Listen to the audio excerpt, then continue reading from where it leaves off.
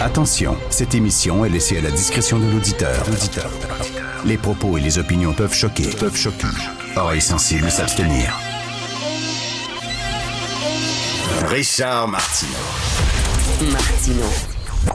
Un animateur pas comme les autres. Richard Martineau. Bon vendredi, ma gang de malades. Oh oui, vendredi, bien mérité. Alors, j'ai eu une idée tantôt fantastique. À un moment donné, on va faire un show pendant 3 heures. Il n'y aura aucune nouvelle de vrai. Ben là, on fait ça le 1er avril? Non, mais faut pas. Les gens vont s'y attendre. C'est vrai, le 1er avril, c'est bientôt, mais les gens vont s'y attendre, c'est ça. Ouais. Mais on va vivre dans l'univers de Donald Trump. On va sortir des chiffres comme ça. Tiens, je veux dire, le Québec est écœuré de donner 200 milliards de dollars par année au Connecticut. Boum, on va sortir ça de même. L'appui à la souveraineté est présentement à 98%, c'est bien connu. Je le sais, je connais tout le monde que je connais parle de ça. J'ai des bonnes sources. Ouais. Alors, la semaine prochaine, il va y avoir un film de Spider-Man qui va sortir. Spider-Man va être joué par les 3 sœurs du Four-Lapointe. Voilà. Plus le droit de voiture à Montréal, juste les vélos. Juste des vélos à grandeur maintenant, des vélos qui volent. On va sortir ça comme ça, pop! Ce qui va nous popper dans la tête, ça va être absolument génial pendant 3 heures. Ben, si le président des États-Unis fait ça, pourquoi pas nous autres? Ben oui. Je sais pas si vous avez vu la vidéo de 8 minutes que Bernard Drainville a sortie pour lutter contre l'intimidation. Là, je veux pas rire de M. Drainville. Il essaie tant qu'il peut, là, tu sais, c'est une vidéo, c'est pas une mauvaise idée. Il est assis dans une classe et il parle avec 3 jeunes. C'est quoi l'intimidation pour vous? Puis là, il y a un jeune qui dit c'est quand on n'accepte pas la différence, quand on n'accepte pas les autres comme ils sont, on les intimide, puis c'est une conversation toute polie sur l'intimidation. Et là, je regardais ça. Puis je me disais, le petit Chris, là, dans la classe qui intimide tout le monde, pensez-vous que ça, cette vidéo-là, même si elle est remplie de bonnes intentions, pensez-vous que le petit calice qui intimide tout le monde puis qui est écœure va regarder ça puis il va dire « Ah! Mon Dieu, c'est vrai. C'est pas beau ce que je fais. Pantoute, zéro, rien. » Je vais vous lire un texte qu'une avocate française fait publier dans le Figaro il y a 2 ans de ça. Elle s'appelle Sarah Salmon. Elle est avocate et elle a écrit un texte sur l'intimidation. OK, je vous en lis des extraits.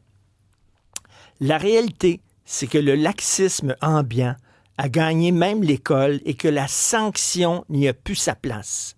Pourtant, la sanction est fondatrice et fait partie intégrante de l'éducation.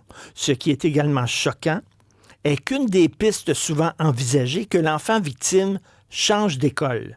Pourquoi la victime devrait effectuer des démarches pour changer d'établissement pendant que les harceleurs poursuivraient leur scolarité dans la plus grande quiétude? Je continue. Parce que, vous savez, au ministère de l'Éducation, depuis quelque temps, c'est un délit maintenant d'intimider quelqu'un puis de le harceler régulièrement. C'est rendu un délit puni par la loi. Alors, elle dit, les solutions proposées par le ministère de l'Éducation nationale sont dérisoires. Et là, écoutez bien ça. La réponse adaptée au harcèlement scolaire doit être d'exclure les harceleurs, temporairement, voire définitivement, de l'établissement. La fermeté envers les harceleurs semble être la seule issue possible, surtout quand on sait que certains parents d'élèves harceleurs refusent de voir la réalité des choses. En termes de prévention, il serait pertinent d'envisager des interventions scolaires d'anciens enfants harcelés qui ont réussi à sortir de cette spirale infernale. Punition, conséquences, sanctions. C'est bien beau le ministre de l'Éducation qui fait des petites vidéos avec 3 étudiants dans une classe, puis c'est-tu épouvantable, tout ça. Tabarnouche, on peut-tu à un moment donné se lever debout puis dire, toi mon petit tabarnak, t'harcèles les étudiants depuis des mois, tu détruis leur vie, ben t'es exclu pendant 2 semaines de l'école, puis quand tu vas revenir, si tu continues, c'est out. That's it. Tu iras te chercher une autre école ailleurs.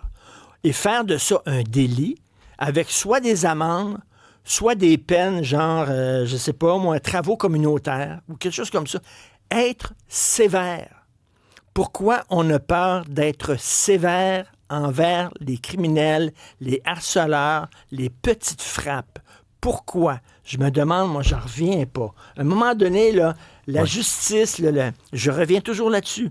La statue qui représente la justice, elle a une balance pour l'équité, pour l'équilibre, et elle a un glaive dans la main. Ça prend les deux. Ça prend, comprendre les personnes, etc., faire preuve d'empathie, puis aussi être sévère, maudit. Ouais. Valérie nous écrit, je travaille dans une école et c'est vrai, on ne punit plus les enfants. Ça va les traumatiser. Ben, c'est ça. Ouais, c'est pas bon pour leur estime d'eux-mêmes. C'est tellement un manque de logique quelque part parce que là, on n'arrête pas de dire en plus, en société en ce moment. Là, je reviens à ton parallèle. Tantôt, tu parlais de Donald Trump. Là. Je sais que c'est omniprésent dans nos vies, mais prenons-le, ce parallèle-là.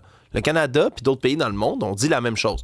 Face à un intimidateur, et c'est ce qu'il est au plus haut niveau politique mondial, c'est un intimidateur.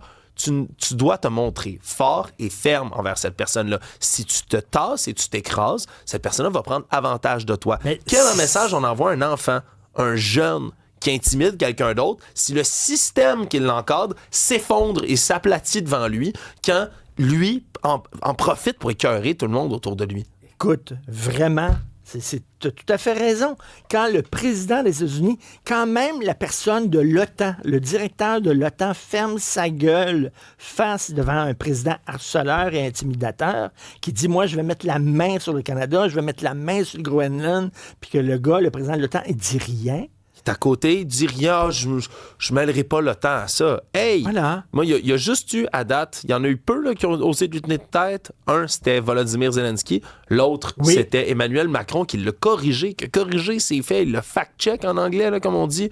Corriger ses faits dans la face du monde, devant les caméras. C'est ce qu'il faut faire. Tenir tête, c'était pas le titre du livre de Gabriel Nadeau-Dubois? Je crois que oui. Il avait écrit un livre. Tenir tête, j'aime bien cette phrase-là. Ouais. Se tenir debout, puis être sévère, parce que être sévère, c'est être juste. Oui, tenir tête, c'est-à-dire 2013. tenir tête. Bon, protéger les victimes et puis, punir les harceleurs, maudit. Protéger les victimes aussi, ça, on le prend à l'envers, Richard. Comment t'es un enfant, t'es un jeune qui se fait intimider. On le sait, là, l'intimidation, le plus grave problème, c'est que oui, il y a l'école qui peut encadrer, les profs, les parents, d'accord, mais quand t'es ailleurs, quand t'es tout seul, entre jeunes, ben c'est là que tu te fais retaper sa tête pour être un stooler, pour être celui qui est allé dénoncer. D'accord, mais si même le système, t'as pas l'impression qu'il va te soutenir. Si t'as l'impression que ton système scolaire ne va pas intervenir en ta faveur, puis ça fait 3 fois que tu dénonces, que tu te fais intimider, que tu te fais harceler, puis qu'à chaque fois, c'est l'intimidation. C'est non, pour reprendre les propos de Valérie Plante. Oui, c'est non. Il y a 2 problèmes. 1, on n'est pas assez sévère. Et 2, on ne réagit pas assez rapidement. Regardez, on en a parlé hier avec nos 2 invités sur l'itinérance et les problèmes de toxicomanie. Ça fait longtemps qu'on voyait ça venir à Montréal. Ça fait longtemps. Là, c'est comme si on se réveillait en disant, regarde, on va interdire le flânage dans le métro. Trop peu, trop tard. Trop peu, trop tard. Vous pensez qu'il y a un problème épouvantable, on aurait dû réagir rapidement, puis peut-être être plus sévère envers les revendeurs de drogue aussi, puis tout ça, là. Des gens qui vendent du fentanyl, là. Je veux dire, c'est des tueurs. Ce sont des assassins. Là, il y a des gens qui vont dire, ben non, mais c'est parce que le petit revendeur de drogue, il ne sait pas qu'il vend vraiment du fentanyl. Ouais, il n'est pas vraiment au courant. Puis tu sais, parce que vendre du fentanyl, c'est comme vendre du poison dans la rue. Ça tue des gens. Ça les rend totalement accros, ça les détruit. Ça devrait être considéré comme un crime grave. Mais non. Non, puis on est là, on hausse les épaules, puis on fait rien, comme l'entrisme dans les écoles. Ça fait longtemps que c'était connu qu'il y avait certaines écoles où il y avait de l'entrisme dedans. On hausse les épaules, puis on fait rien. Incroyable. Ah, au moins, il y a des prises de conscience, puis comme tu l'as dit, M. Drainville peut faire des efforts de prévention, puis c'est bon de la sensibilisation, c'est ça, c'est bon de faire de la sensibilisation, tu le dis, mais ça doit être une approche multifactorielle, mais surtout, je veux dire, multidisciplinaire, retenez le terme discipline. Disciplinaire, exactement, t'es en feu, Alex.